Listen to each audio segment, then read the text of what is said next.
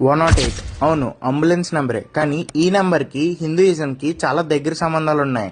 అవి ఏంటో చెప్తాను విను. కృష్ణుడికి 108 పేర్లుంటాయి, శివుడికి కూడా 108 పేర్లుంటాయి, అలాగే గణేశుడికి కూడా 108 పేర్లుంటాయి.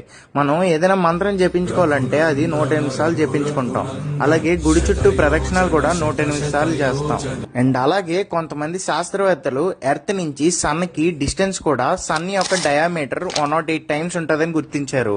అలాగే sun to moon 108 times of moon diameter అని కూడా గుర్తించారు. అసలు ఈ 108 అనే ప్రాముఖ్యతని ఫస్ట్ గుర్తించింది హిందూస్ కాదు. దీన్ని ఫస్ట్ గుర్తించింది బౌద్ధులు, జైనులు, సిక్కులు.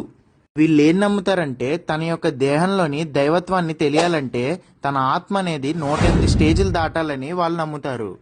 అండ్ ఈ 108 మనకు కూడా రిలేటెడ్ అయింది. ఎలాగా అంటే మనం 1 మినిట్కి 15 టైమ్స్ బ్రీత్ తీసుకుంటాం, 1 అవర్కి 900 టైమ్స్ బ్రీత్ తీసుకుంటాం, అలాగే 12 అవర్స్కి 108 ఇంటూ 100 టైమ్స్ బ్రీత్ తీసుకుంటాం. అండ్ ఆల్సో మనకి 108 ఉపనిషత్తులు ఉన్నాయి. ఇలా ప్రతి దాంట్లో 108 అనే నెంబర్ చాలా క్రూషియల్ రోల్ ప్లే చేసింది.